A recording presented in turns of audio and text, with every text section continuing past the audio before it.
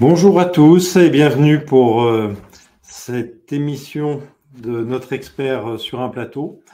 Ce soir, nous avons invité Laurent Saint-Aubin de Sofidi. Je vais rapidement me représenter pour ceux qui ne me connaissent pas encore, puisque nous avons un certain nombre de personnes connectées qui sont des clients et qui nous connaissent bien, mais également des personnes qui nous rejoignent et qui peut-être nous découvrent aujourd'hui. Donc moi, je suis Emmanuel Nara, je suis le dirigeant fondateur du cabinet Haussmann Patrimoine, un cabinet de conseil en gestion de patrimoine que j'ai créé il y a une vingtaine d'années. Dans le cadre de notre activité, au quotidien, nous rencontrons des gérants de fonds, des experts des produits financiers, immobiliers, et il nous paraît intéressant dans le cadre de ces rencontres, notre expert sur un plateau, d'amener directement accessible pour vous des experts comme Laurent Saint-Aubin que l'on va écouter aujourd'hui et auxquels vous pouvez aussi poser des questions en direct. Peut-être un mot pour ceux qui ne connaissent pas encore Sofidi. Sofidi, donc c'est la société de gestion pour laquelle Laurent Saint-Aubin travaille. C'est une société avec laquelle nous-mêmes nous collaborons depuis la création du cabinet, puisqu'on a commencé à proposer une SCPI emblématique qui est très connue, qui s'appelle Immorente, dès les débuts de notre activité. Et je veux dire qu'on n'a jamais été déçu du parcours de ce véhicule assez emblématique de l'univers des SCPI. Mais Sofidi existe depuis bien plus longtemps, puisque c'est une société qui a été créée il y a 37 ans, qui gère aujourd'hui pas très loin de 9 milliards, je crois qu'on doit être à 8 milliards 6, en tout cas c'est les derniers chiffres qui ont été communiqués, dont j'ai eu connaissance. Donc une société qui gère que de l'immobilier et beaucoup d'immobilier, sous des formes différentes. Et Laurent Saint-Aubin, que l'on a invité aujourd'hui à participer à cette émission, a une particularité, c'est qu'au sein du groupe, il s'occupe d'une classe d'actifs un peu spécifique à l'intérieur de l'immobilier, c'est les foncières cotées, donc c'est l'immobilier coté en bourse. Donc Laurent Saint-Aubin, en quelques mots, donc est diplômé de l'IEP de Paris, titulaire d'un DEA d'économie, mais aussi d'une licence en droit et d'une licence d'histoire. Il est membre de la SFAF, il a reçu le prix du meilleur analyste immobilier en 2012, et il a débuté sa carrière en 1986, et il est à la tête de la gestion action chez Sofidi depuis 2014, et le fonds qu'il gère pour le compte de Sofidi va fêter ses 10 ans avant la fin de l'année, et donc il est intéressant d'avoir les commentaires, l'analyse, le point de vue d'un gérant qui suit le fonds depuis sa création et qui a vu passer un certain nombre de cycles. Donc, je vais laisser la parole à Laurent Saint-Aubin, qui a souhaité ne pas utiliser de présentation PowerPoint classique, qui a préféré faire sa présentation a cappella, sans support, avec simplement sa connaissance du secteur. Donc, on va essayer de commencer par rappeler ce que sont les foncières cotées, évidemment, et également les resituer dans le contexte actuel avec l'importance que les taux d'intérêt ont sur cette classe d'actifs, également l'actualité qui a certainement aussi un impact sur les foncières cotées, et puis il nous donnera également son point de vue sur les perspectives, mais aussi des exemples en fait d'investissements, d'opérations qu'il a pu réaliser.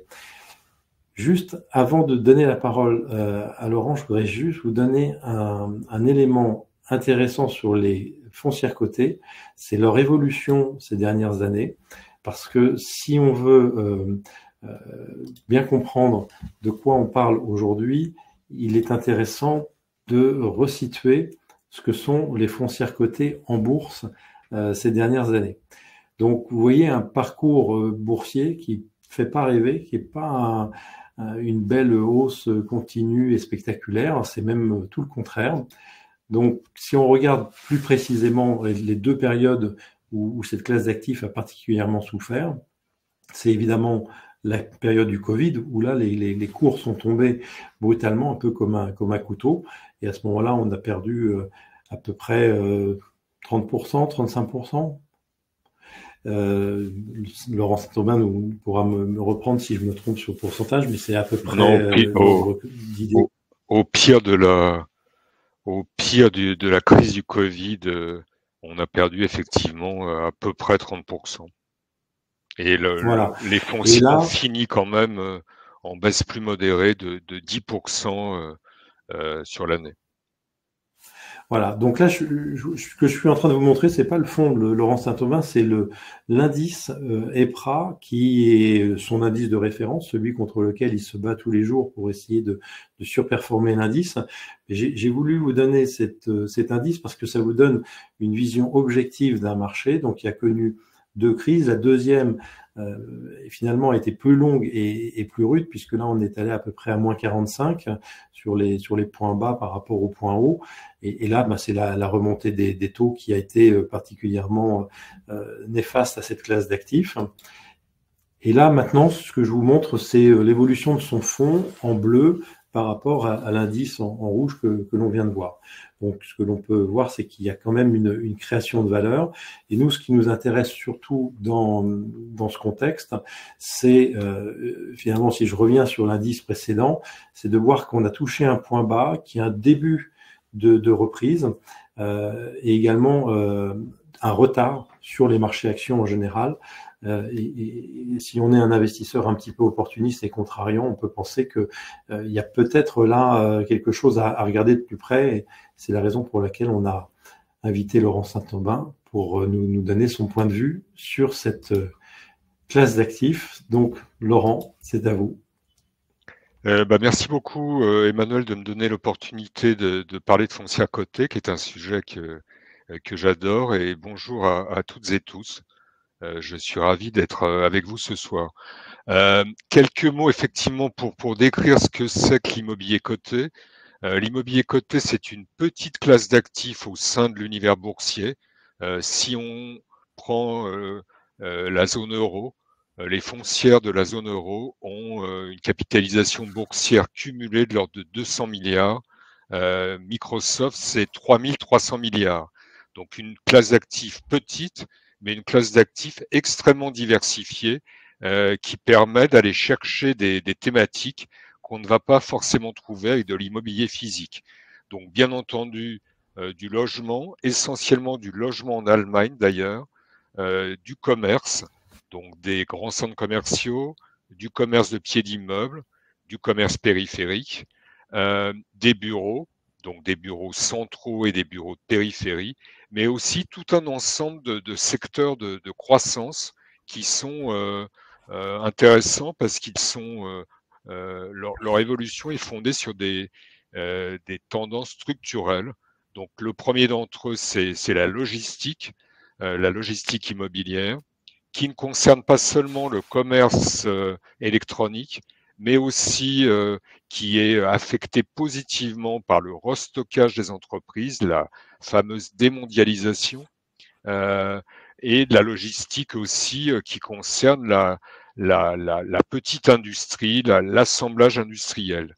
À côté de ce secteur de la logistique immobilière, on va trouver aussi des foncières de résidence étudiante, des foncières de stockage pour les particuliers, des foncières évidemment liées au monde de l'accueil des personnes âgées ou des personnes dépendantes en général, ou des malades, et puis des choses encore plus exotiques qu'on ne s'attendrait pas à trouver dans l'immobilier, ce que j'appelle les foncières technologiques.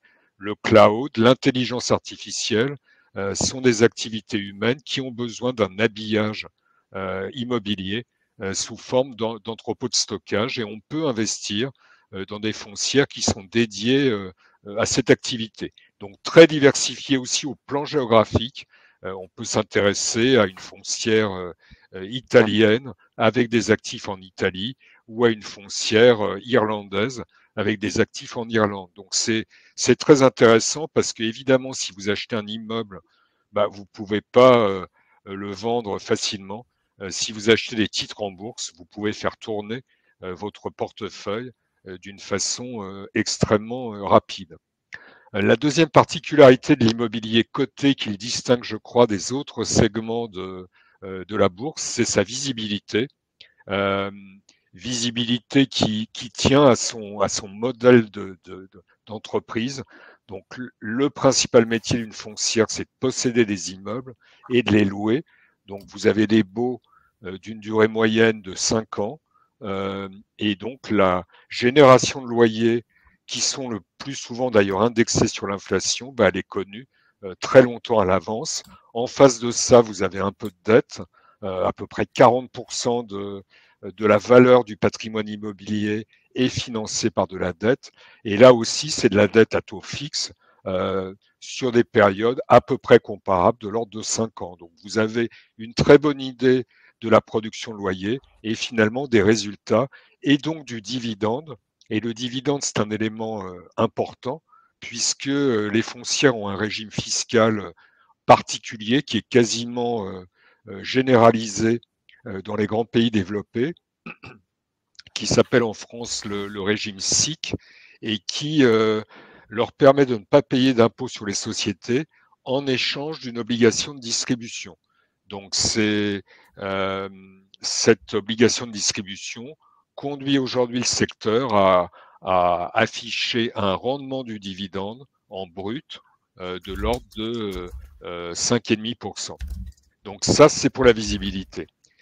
Par contre, vous pourriez me dire, bah, la visibilité, on la voit pas vu la volatilité des cours. Et ça, c'est le troisième élément, c'est que les foncières sont extrêmement sensibles à l'évolution des taux d'intérêt et fonctionnent d'ailleurs assez en ligne, plutôt avec le compartiment obligataire, plus qu'avec la bourse en général. Donc, c'est un élément de décorrélation. Alors, pourquoi elles sont sensibles au taux? Bah, pour deux raisons. La première, c'est la dette dont je viens de parler. C'est certes de la dette à taux fixe, mais quand une obligation arrive à échéance, eh bien, les foncières vont en lancer une nouvelle et aux conditions de marché du jour. Donc ça, c'est le premier élément de sensibilité au taux.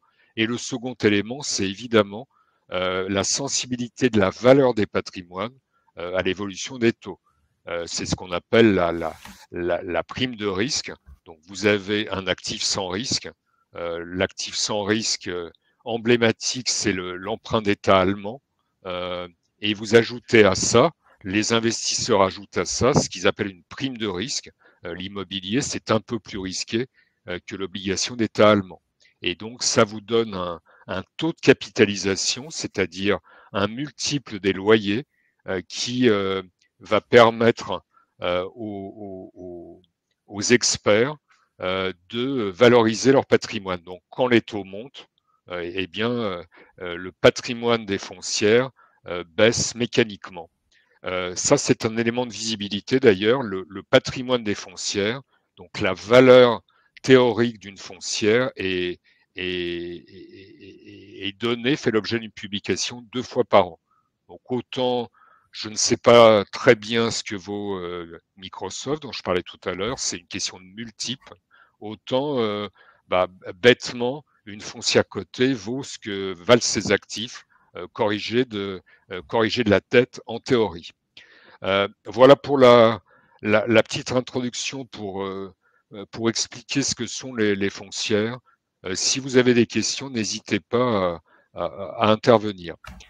Pourquoi je... Il y avait, Laurent, Oui, une question d'une personne qui se demandait justement, puisque les loyers de bureaux, de centres commerciaux sont tous indexés sur l'inflation ou sur un indice qui prend en compte l'inflation, alors pourquoi les foncières cotées sont autant soumises à la hausse des taux?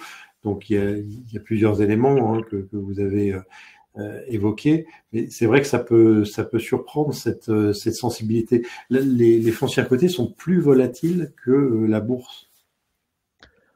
alors si je comprends bien la question, il était question d'Unibail et de Clépierre. Unibail et Clépierre ont souffert avant le Covid de cette idée reçue qui était que les gens allaient arrêter d'aller dans les centres commerciaux et allaient tout acheter en ligne. On a eu effectivement un développement progressif du commerce électronique qui représente aujourd'hui 25% des ventes. Ça s'est plutôt tassé après le Covid. Les grands centres commerciaux qui sont la marque de fabrique d'Unibail et de Klépierre ont dépassé leur niveau de fréquentation d'avant le Covid. Donc là, en l'occurrence, la baisse d'Unibail et de Klépierre était liée à ça. Et puis Unibail avait une particularité, c'est qu'ils ils illustrent la fable du bœuf et de la grenouille. Ils ont voulu acheter une très grosse foncière qui s'appelle Westfield, qui est une foncière avec des actifs essentiellement aux États-Unis. Et ils l'ont payé par dette, à l'époque où la dette ne valait rien. Et ça a été une grosse erreur parce que ils se sont trouvés avec un taux d'endettement très fort à un moment où les taux d'intérêt commençaient à remonter. Donc je dirais que l'explication sur Unibail et Klépierre, elle est particulière, elle est liée à leur secteur ou à leur politique. Euh, pour le reste, effectivement, les foncières sont volatiles, encore une fois, parce que la valorisation de leur patrimoine évolue en fonction de l'évolution des taux d'intérêt. C'est pour ça, et j'imagine que c'est pour ça que vous m'avez invité, c'est aussi pour ça que je suis là ce soir, c'est que je pense que le momentum, le, le, le momentum d'investissement me paraît favorable. Alors je vais parler de deux choses là-dessus. Je vais parler de ce qu'on pense sur les taux et je vais parler de l'évolution des valorisations justement. Je vais peut-être commencer par l'évolution des valorisations. Euh, Vous avez donc eu euh, début 2022 un changement radical dans l'orientation des taux qui avait été baissière depuis euh, le début des années 2010, la suite de la grande crise financière, et qui avait conduit les valorisations des foncières à augmenter sans cesse. Donc on a eu un coup d'arrêt brutal, on est sorti de cette situation où les taux d'intérêt étaient même devenus négatifs. Ça a eu un impact très rapide sur les valorisations. Les experts, pour ce qui est des foncières cotées, ont été extrêmement radicaux et ils se sont placés très vite dans ce nouvel environnement. Donc si on prend l'évolution de ce qu'on appelle les actifs nets réévalués depuis mi-2022, vous avez une baisse moyenne de l'ordre de 25% sur les foncières de bureaux, de l'ordre de 25% également sur le logement en Allemagne, de l'ordre de 15% sur la logistique immobilière et une baisse plus faible sur le commerce, mais qui avait lui-même beaucoup baissé auparavant, compte tenu de ce que j'ai dit tout à l'heure sur la crainte des investisseurs à un certain moment sur le fait que les consommateurs allaient totalement déserter les centres commerciaux. Donc on a eu une baisse drastique de la valorisation du patrimoine des foncières qui nous conduit aujourd'hui à anticiper un début de rebond qui est visible par exemple déjà sur certains secteurs alternatifs comme la logistique. Donc on est à la fin de la baisse et on est dans un début de rebond. Deuxième élément, les foncières ont effectivement beaucoup baissé. Là, je parle de cours de bourse à partir de 2022, avec une baisse pour le secteur de 35% en 2022, qui s'est poursuivie jusqu'au mois d'octobre 2023.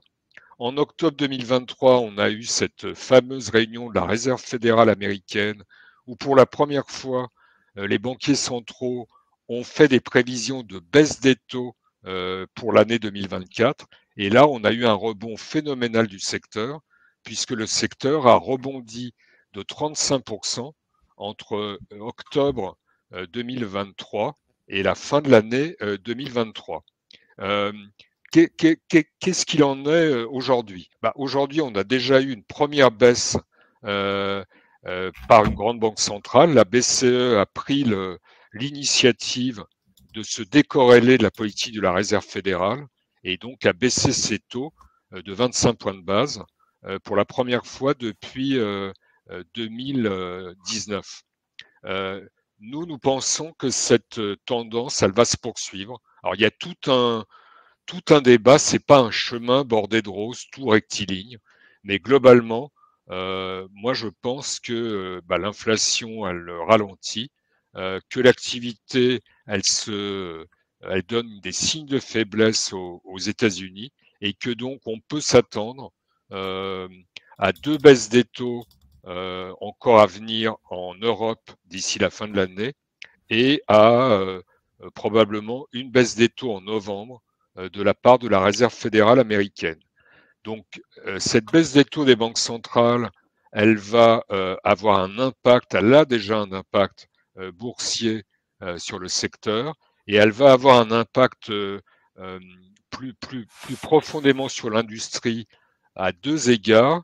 Le premier, c'est qu'elle va permettre au marché des transactions physiques, qui est extrêmement gelé depuis plusieurs trimestres, de repartir à la hausse. Donc s'il y a des transactions, on va pouvoir toucher du doigt le fait que cette décote supérieure à 20% des cours de bourse actuels par rapport à la valeur du patrimoine des foncières est trop élevée. Ça, c'est le premier point. Et le deuxième point, c'est que la baisse des taux des banques centrales va favoriser un début de correction de l'inversion de la courbe des taux qu'on a aujourd'hui. Quand vous êtes, vous savez tous que les placements monétaires, les placements obligataires à 6 mois rapportent aujourd'hui 4%. Donc ça vous incite pas forcément à prendre des initiatives. Si les taux courent, oui, Laurent, oui, je vous interromps une seconde, c'est parce qu'en fait, il y a une question qui a été posée et qui semble susciter l'intérêt de pas mal de personnes. C'est sur le scénario de baisse de taux. Donc là, j'ai recopié la question. Les taux longs devraient probablement encore remonter après les élections du 7 juillet, nous dit le participant à ce webinaire. On constate que le spread de 60 points de base avec l'OAT et de 60 points de base avec l'OAT allemand, et donc ça aurait un effet négatif sur les foncières cotées a priori. Votre réponse sur ce scénario, c'est vrai que les élections, le climat politique actuel, l'incertitude, vient un petit peu contrecarrer le scénario classique qui était maintenant on va vers une baisse de taux en Europe. Alors, on a eu effectivement des résultats des européennes qui ont conduit le président de la République à dissoudre d'une façon un peu étonnante l'Assemblée nationale. Et donc, il y a un risque d'arriver au pouvoir euh, euh, d'un bloc populiste talonné de très près par un bloc de gauche, qui tous deux ont fabriqué des programmes très rapidement parce qu'ils n'ont pas eu le temps, qui sont essentiellement marqués par une hausse de dépenses. Donc ça a conduit effectivement le spread, c'est-à-dire l'écart entre les taux d'État français et les taux d'État allemands, à augmenter. Par rapport à ça, déjà pour commencer sur les foncières, est-ce que l'écartement du spread a un impact sur les foncières cotées?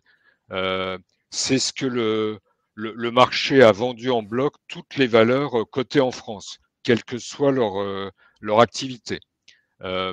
C'est une réaction passionnelle, mais pas une réaction rationnelle. Déjà en termes d'activité, euh, l'une des principales baisses dans le secteur des foncières, ça a été Unibail. Si ces blocs populistes arrivent au pouvoir et mettent en place leur programme, ça va se traduire en fait par une hausse de la consommation. Donc pourquoi est-ce qu'Unibail n'en profiterait pas? Je ne sais pas. La deuxième chose, c'est que par exemple, si on parle d'Unibail, Unibail, c'est 40% de son activité en France. Clépierre, c'est 35%. Donc Unibail est bien présent ailleurs.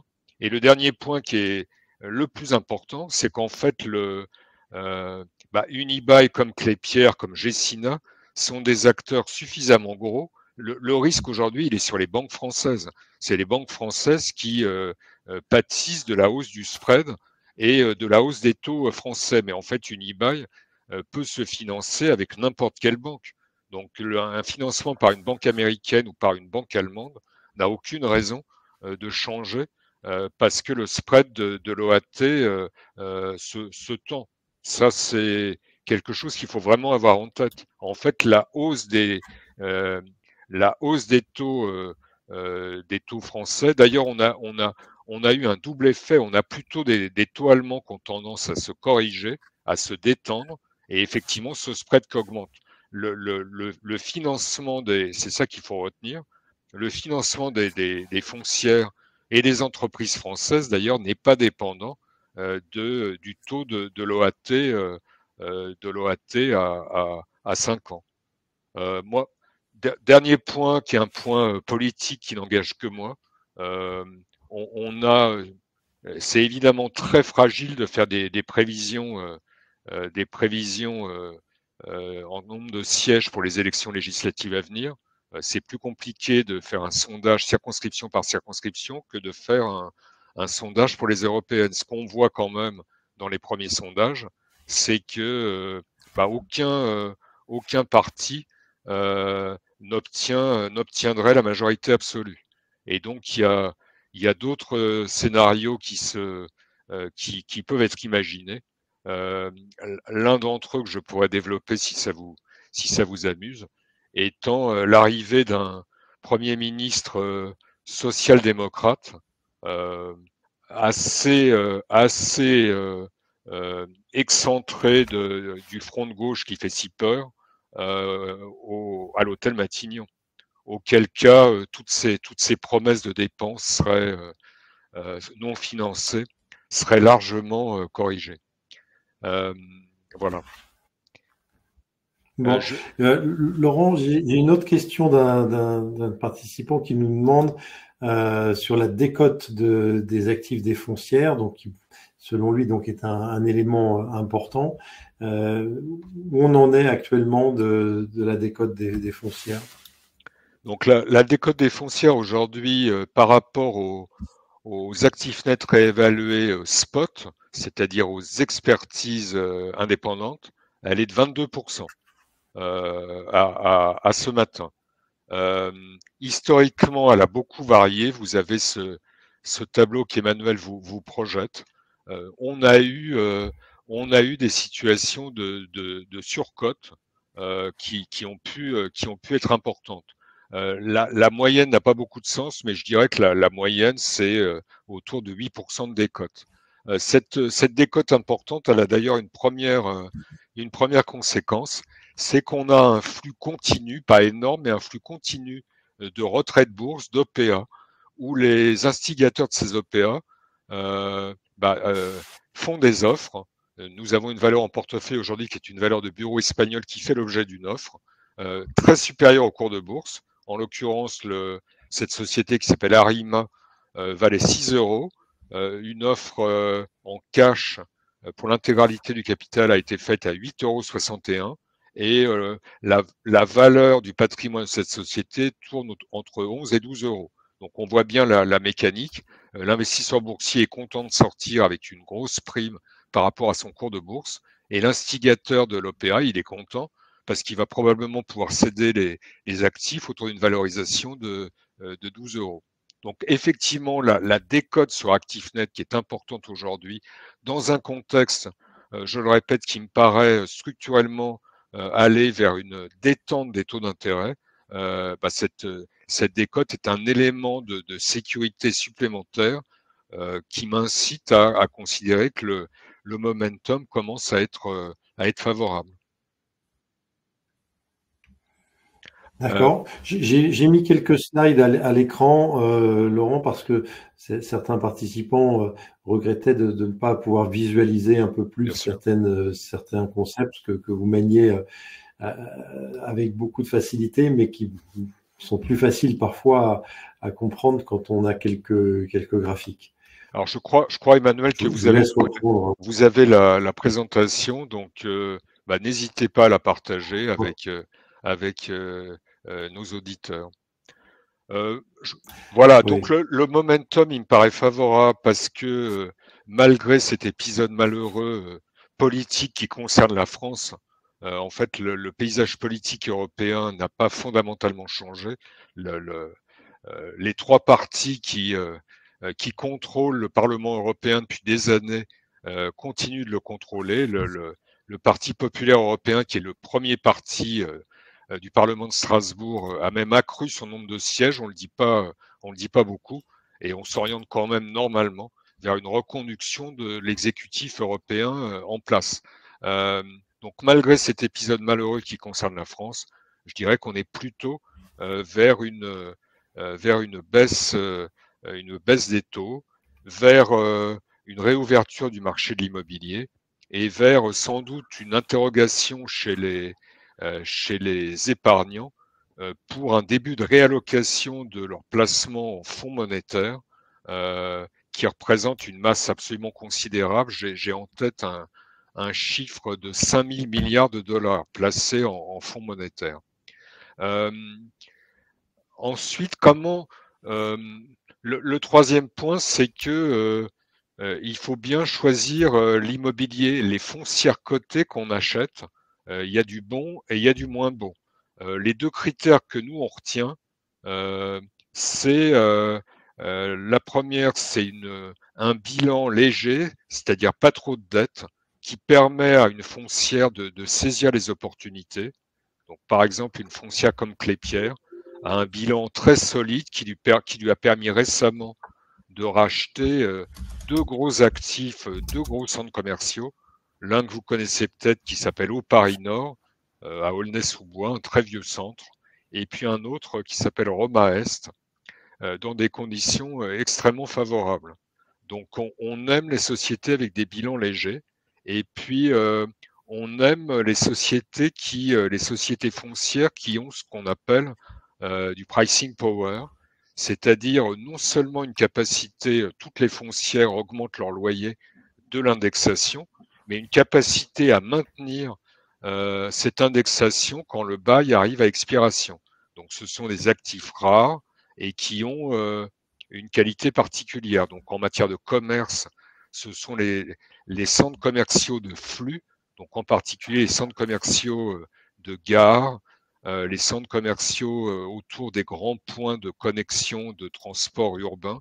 Je vous rappelle, le principal centre commercial français, c'est le Forum des Halles, plus de 50 millions de passages par an, ce qui veut dire que toutes les marques de commerce qui lancent un nouveau concept veulent être dans ce centre commercial, veulent être vues et donc sont prêtes à payer des loyers toujours plus hauts. Donc ça, c'est l'illustration du pricing power. On a aussi une illustration du pricing power en matière de logistique. Il y a deux concepts de logistique qui ont le vent en poupe. La logistique urbaine, qui permet aux commerçants électroniques de vous livrer très rapidement. Et évidemment, c'est difficile de mettre un entrepôt en cœur de ville. Vous avez une grande foncière anglaise qui s'appelle Segro, qui a un entrepôt au Gobelin à Paris. On ne le sait pas assez, mais il y a un entrepôt de logistique urbaine avenue des Gobelins. Et puis, les résidences étudiantes, ont du pricing power également. Les foncières de data center dont je parlais tout à l'heure en parlant de foncières technologiques ont du pricing power. Le développement de l'intelligence artificielle engendre une hausse de la demande d'espace de l'ordre de 20% par an, tous les ans, jusqu'en 2030, selon les estimations. Donc, mes foncières favorites. Laurent, Ouais, allez-y. voilà, c'était une question qui était posée. Alors, j'ai mis la slide qui fait un zoom sur le top 10 des foncières du portefeuille. J'en profite pour faire une parenthèse sur le sujet. Vous l'avez mis en exergue dans votre présentation. Vous n'avez pas vocation à répliquer l'indice, mais à le surperformer. Ce que vous avez réussi à faire largement depuis la création du fonds. Ça, c'est un élément quand même intéressant parce que il y a beaucoup de fonds d'investissement qui sont sur ce segment et qui en fait cherchent à répliquer finalement un indice. Il y a beaucoup de fonds très connus qui ne cherchent pas à surperformer. Là, c'est un parti pris fort et assumé de Sophie Ly et de Laurence Saint-Aubin et qui se traduit par une gestion concentrée, c'est-à-dire qu'il n'y a pas forcément que des grosses valeurs connues et consensuelles qui répliqueraient plus ou moins des indices. Je crois qu'il y a que actuellement 31 valeurs dans le portefeuille, ce qui est assez peu. Et on voit là à l'écran les 10 valeurs qui tiennent la corde aujourd'hui dans vos favoris. Peut-être vous pouvez en commenter quelques-uns. Alors déjà, il y a un certain nombre de grandes foncières que nous ne détenons pas. Nous sommes assez peu pondérés en foncières de commerce, de bureaux, pardon, le bureau. Par exemple, l'ICAD, qui est une foncière qui a des bureaux en périphérie, nous n'en avons pas du tout, alors qu'elle représente un poids significatif dans l'indice. À côté de ça, nous avons effectivement environ 25% du fonds qui est constitué de valeurs qui ne sont pas dans l'indice et qui ne sont pas forcément en zone euro. On peut investir en dehors de la zone euro jusqu'à 20% du fonds parce qu'on va trouver hors de la zone euro des concepts qu'on ne trouve pas dans la zone euro. Donc les foncières de data center dont je vous parlais tout à l'heure, c'est des foncières avec un patrimoine mondial, un patrimoine en France, un patrimoine européen, mais qui sont cotés à New York. Par exemple, nous avons 4% du fonds dans une valeur néerlandaise qui s'appelle CTP, qui est un grand développeur pour compte propre d'entrepôts logistiques en Europe centrale. C'est des entrepôts qui font entre 100 et 200 000 mètres carrés. C'est énorme, c'est des vraies cathédrales. 15 mètres de hauteur sous plafond, des sols en béton renforcé. Et là, vous avez 50% des locataires de cette foncière sont des industriels, avec 10% d'entre eux qui sont des industriels asiatiques, qui utilisent donc l'Europe centrale et ses avantages, personnel qualifié moins payé qu'en Europe de l'Ouest, voies de communication modernes pour s'implanter en Europe. Donc voilà le genre de choses. Après, j'aime beaucoup les foncières de commerce qui ont ces centres de flux. Donc c'est pour ça qu'Unibail et Clépierre sont très importants dans le fond. Euh, le résidentiel allemand, c'est une thématique un peu différente, euh, pas très engageante à première vue. Il y a beaucoup de pays qui essaient de limiter les hausses de loyer dans les grandes villes pour des raisons politiques, mais ces foncières sont endettées et sont les premières bénéficiaires de la baisse des taux. Donc, comme j'anticipe structurellement une baisse des taux, on ne peut pas rester à l'écart de ce secteur. Il y a une question d'un participant qui nous dit: je vois pas la foncière Argan dans votre top 10. Alors, est-ce qu'il y a une raison pour laquelle Argan n'est pas dans le top 10? Alors, monsieur Lelanne, le fondateur d'Argan, est un entrepreneur exceptionnel. Cela étant, il me semble qu'il a un peu modifié sa stratégie d'investissement au cours des dernières années, à mon sens, pour préparer sa succession. Moi, ce que j'aime dans une foncière cotée, c'est la rotation d'actifs. C'est-à-dire, vous achetez un actif mal loué et obsolète, mais dans une bonne localisation, vous le transformez, vous faites des travaux, vous le relouez beaucoup plus cher et vous le vendez. Monsieur Lelanne est plus rentré dans une logique patrimoniale, une espèce de logique de family office, à mon avis, qui consiste à acheter des entrepôts modernes et à les louer sur une base de long terme à des grands clients commerçants, par exemple Carrefour. Et donc, ça permet de toucher des loyers sans faire grand-chose. C'est un peu caricatural, mais c'est pour ça que j'ai pas d'argan. Et la deuxième chose, c'est que bah, la bourse, c'est volatile, mais c'est liquide. Moi, j'ai des valorisations de mon fonds tous les jours et j'investis l'argent que les épargnants comme vous me font l'honneur de me confier et je rembourse ceux qui veulent sortir. Et donc, Argan, c'est pas une valeur très liquide. Donc, je suis un peu méfiant de ce type de véhicule. Euh, ce qui est intéressant là dans ce qu'on a évoqué, c'est la dimension zone euro principalement, mais pas que. Hein. Il y avait à peu près 20% du fonds maximum où vous vous autorisez à faire des investissements hors zone euro. Ça peut être en Grande-Bretagne, ça peut être aux États-Unis. Donc nous, ce que l'on connaît le mieux, ce sont les foncières proches de nous.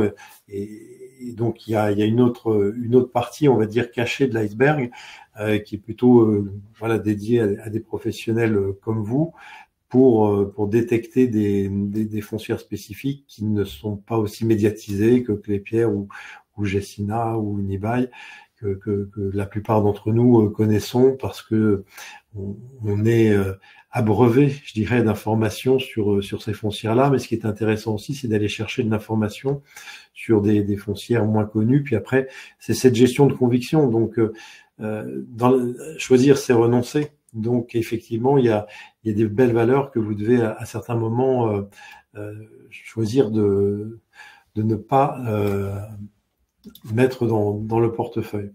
Il y avait une autre question. Alors, elle vous concerne pas directement, Laurent. Si je peux commenter ce que vous venez de Oui. dire, effectivement, c'est fondamental de pas être amoureux des valeurs dans lesquelles on investit. C'est fondamental de ne pas investir en parlant de valeurs de père de famille ou de valeurs de fonds de portefeuille. Ça n'existe pas. Et effectivement, par exemple, j'ai investi récemment dans une foncière britannique qui s'appelle Assura, qui est une foncière très particulière qui détient des cabinets médicaux en Angleterre. Donc vous savez qu'il y a aussi des élections en Angleterre début juillet, qu'il y a un vrai problème du service de santé en Angleterre. Il faut plus d'un an pour avoir une consultation. Et donc le Parti travailliste, qui va probablement gagner, a un programme de relance du, euh, du service de santé fondé sur une coopération avec le privé. Et Assura, ce sont des cabinets médicaux exploités par des praticiens, mais avec des loyers qui sont garantis par le service public de santé britannique. Donc j'ai pensé que voilà une valeur électorale qui va plutôt dans le bon sens, plutôt vertueuse.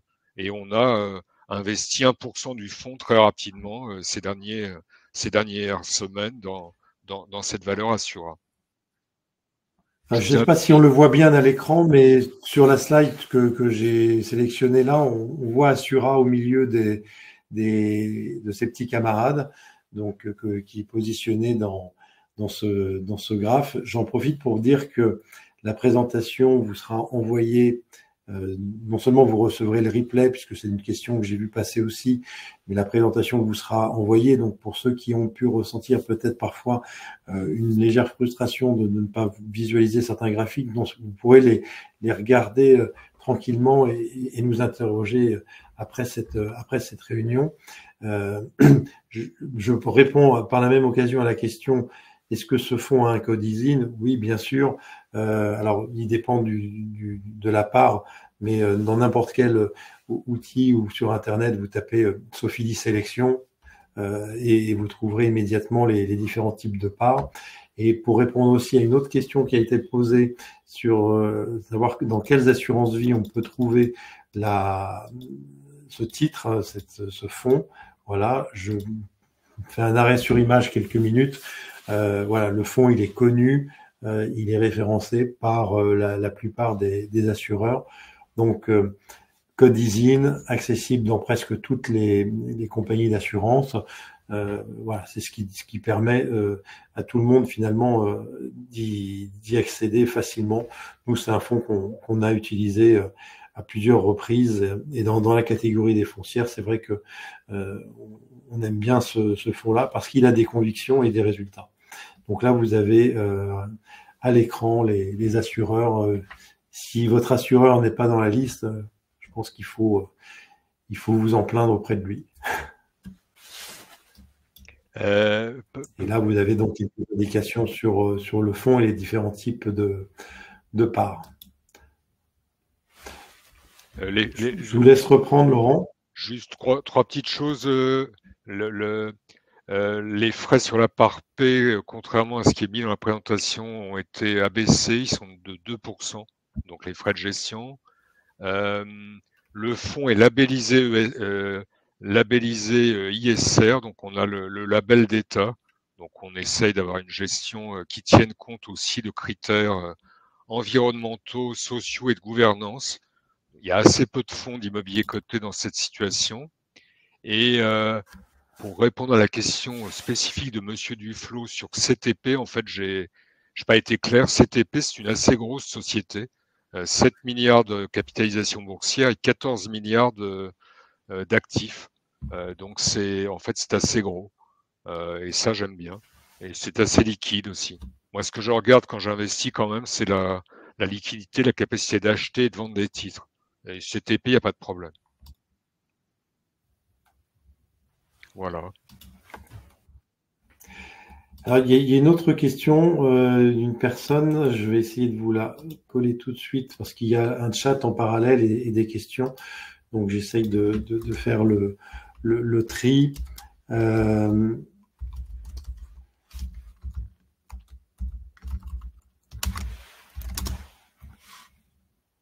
Voilà, je corrige les 2-3 fautes de frappe et je le partage. Donc, la question, c'est comment est évalué le taux de distribution et la moyenne des sociétés? Alors, je suis pas sûr de bien comprendre la question, mais le taux de distribution, il est en moyenne, donc le dividende par rapport au cours de bourse, je crois que c'est ça la question. En zone euro, il est de l'ordre de 5,5%, comme je le disais tout à l'heure. Est-ce que c'était bien la question? Ou est-ce que je l'ai mal comprise? Oui, c'était bien la question. On a une autre question sur les frais de surperformance. Est-ce que vous prenez des frais de surperformance dans ce fonds? Alors effectivement, nous prenons des commissions de surperformance qui sont de 20% de l'écart entre l'évolution de l'indice et l'évolution du fonds. Mais ces règles de surperformance sont très encadrées puisque elles ne s'appliquent qu'en cas de performance absolue positive. Donc pas question de prendre de commission de surperformance quand le fonds est négatif. Et en fait, nous ne prenons des commissions de surperformance que quand l'évolution du fonds depuis la dernière fois où on en a pris, et c'était fin 2021, est positive. Donc aujourd'hui, depuis fin 2021, le fonds a baissé de 18%, l'indice a baissé de 24%, donc on est en surperformance, mais on ne reprendra de commission de surperformance éventuellement que le jour où la performance du fonds sera positive en absolu et en espérant qu'il y aura toujours une surperformance par rapport à l'indice de référence à ce moment-là. Donc il n'y a aucune commission de mouvement sur les ventes et les achats du fonds.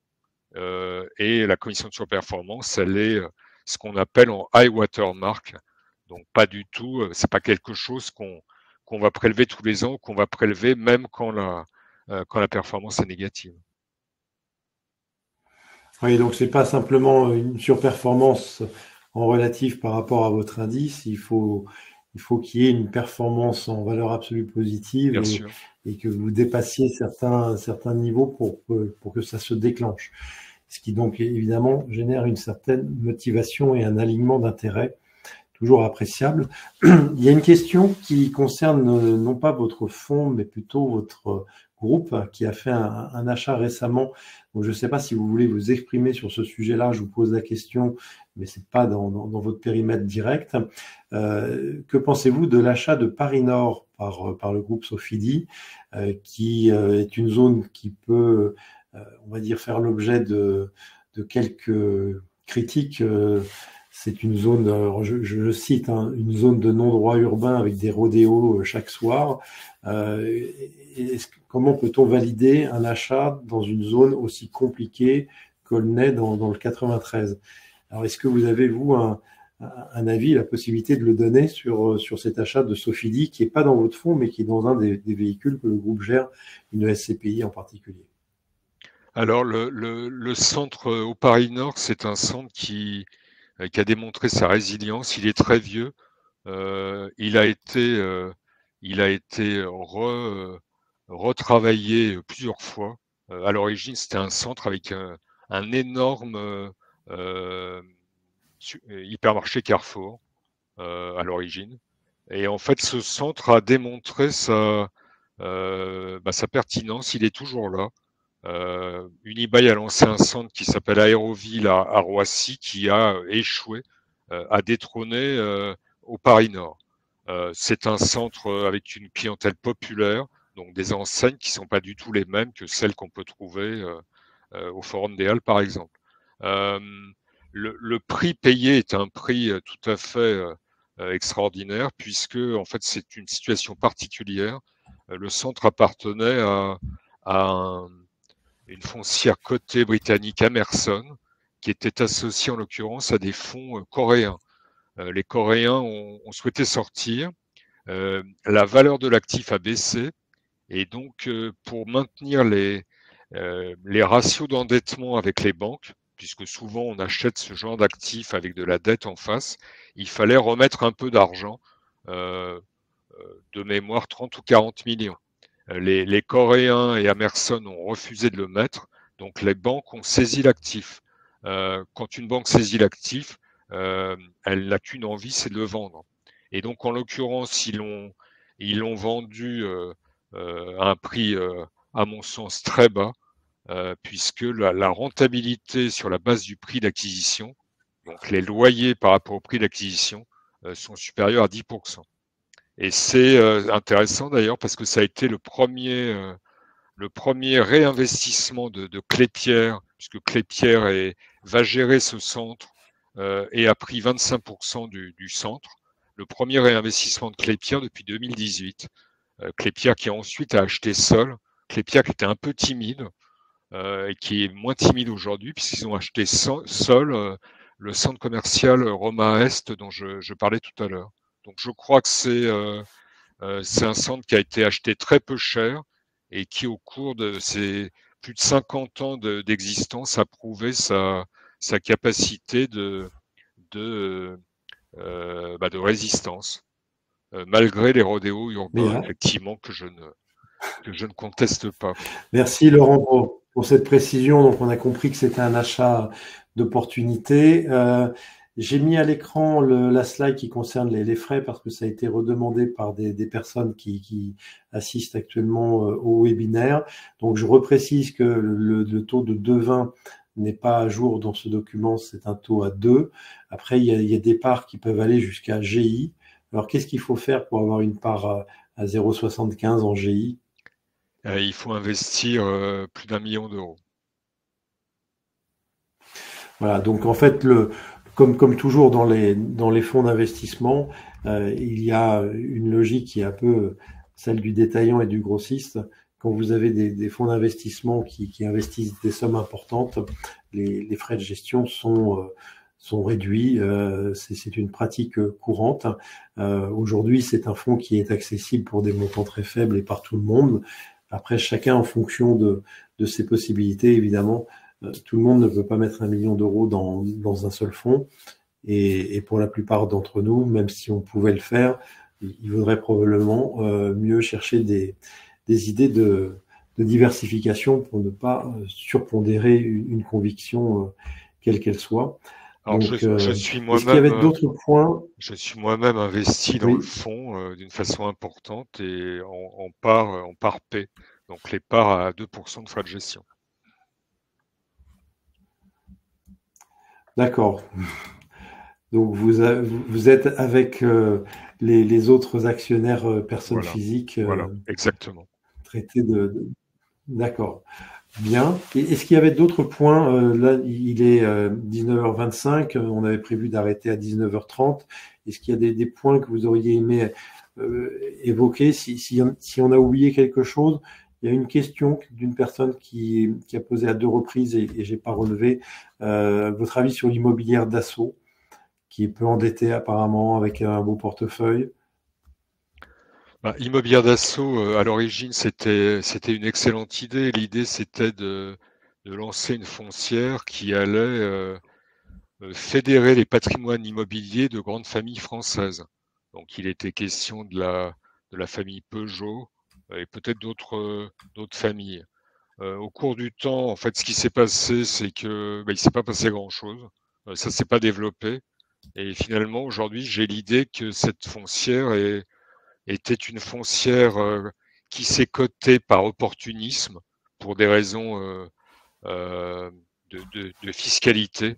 Je vais peut-être pas m'étendre là-dessus, mais il était possible d'apporter des patrimoines dans une foncière cotée avec des taux d'exit tax, comme on dit, qui étaient très faibles. Et j'ai l'impression que l'objet après est devenu un peu oublié. Donc, effectivement, peu de dettes, des beaux actifs, une très grosse décote, mais pas de liquidité. Et à mon sens, ce qui est important dans les véhicules boursiers, c'est l'histoire que vous racontez pour faire rêver. Je le dis d'une façon tout à fait pas du tout ironique. Et je ne vois pas d'histoire chez à l'immobilière d'assaut. Donc voilà, c'est dommage, mais c'est comme ça. Bien, pour conclure, parce que bon, j'espère que j'ai pas oublié de questions importantes, mais il y avait aussi une personne qui disait bon, il vaut mieux attendre le résultat des élections pour se positionner. Donc ça, c'est un choix. Globalement, la bourse a baissé la semaine dernière. Les foncières ont suivi la même direction.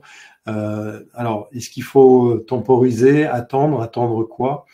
Ou est-ce qu'il faut voir cette correction comme l'opportunité de prendre le train en route, puisqu'on a vu que la courbe repartait dans le bon sens? Écoute, si c'est à moi qui ai posé la question, c'est enfin, encore une fois, je comprends à quel point on peut tous se sentir concernés par les élections, par les programmes, par le bruit sur les alliances possibles, les résultats possibles, les programmes possibles, mais au final, les entreprises sont des entreprises qui ont souvent un marché qui va bien au-delà de la France, en tout cas pour les foncières dont je m'occupe, qui se financent bien au-delà de la France. Et il ne faut pas oublier non plus que plus de la moitié de la dette française est détenue par des investisseurs internationaux. Donc en fait, je pense que la raison et la sagesse, quel que soit le résultat, euh, se, se, s'imposeront vite. Et en fait, tous les moments de bouleversement politique que j'ai pu voir dans ma vie, ça s'est toujours fini comme ça. Rappelez-vous 1981 et puis à partir de 83, un parcours boursier tout à fait extraordinaire. Voilà, donc moi j'ai tendance à penser que euh, après, est-ce qu'il faut investir avant les résultats ou après les résultats? Oui, je C'est pense que personne n'a la réponse c'est une question intime. Chacun agit en fonction de son appétit pour le risque. Euh, disons que, disons que vous pouvez attendre le lendemain des élections. Voilà. Disons que ça fait partie de ces paris de momentum sur les marchés que chacun peut décider de prendre ou de ne pas prendre, parce que on peut aussi lisser ses investissements en bourse, hein. C'est une bonne manière d'éviter Bien sûr. d'arriver trop tard ou au pire moment. Donc, faire des investissements fractionnés, ça peut être une manière d'éviter ce genre de débat qui, de toute façon, a à peu près autant d'arguments pour que contre.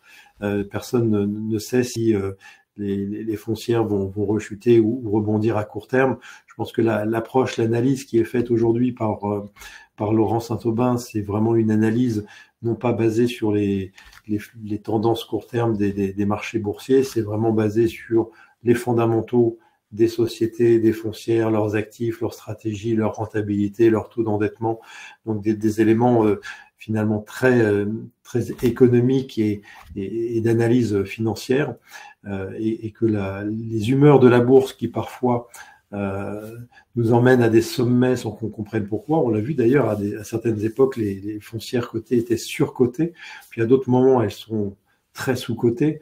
Donc cet écart entre surcote et décote, c'est autant d'humeur boursière qu'il est très difficile de prévoir à court terme, mais qui en général se rationalise sur le long terme. C'est-à-dire qu'on ne peut pas durablement avoir une anomalie de marché. À un moment ou un autre, le pragmatisme des financiers l'emporte, et Laurent Saint-Aubin nous a donné l'exemple tout à l'heure. Il y a des groupes qui en profitent pour lancer des OPA lorsqu'ils considèrent que la situation est anormalement basse au niveau de la valorisation et qu'il y a donc une opportunité. Et le retour des OPA sur les foncières cotées est probablement un élément intéressant. Pour conclure, donc j'ai laissé la slide sur le portefeuille en termes de répartition. Je pense que c'est intéressant parce qu'on y voit que l'euro représente 75%, donc c'est pas 100% du portefeuille, et on y voit aussi une diversification européenne et un petit peu internationale, avec 11,5% de Royaume-Uni, 15% de autres, dans lesquels il doit y avoir beaucoup d'États-Unis, je pense. Et moins de 20% sur la France, d'ailleurs. Et moins de 20% sur la France, qui représente 18,9% au 31 mai. Donc, cette présentation est presque à jour. Voilà. Donc, merci à tous d'avoir participé activement et d'avoir posé des questions à Laurent Saint-Aubin, qui nous a fait le plaisir et l'honneur de nous consacrer 1 heure de son temps pour échanger à bâton rompu sur tous ces sujets-là. Je vous donne rendez-vous pour une prochaine édition de notre émission Votre expert sur un plateau, avec une thématique différente que nous allons vous communiquer très bientôt. Merci, bonne soirée et à bientôt. Merci à tous, au revoir.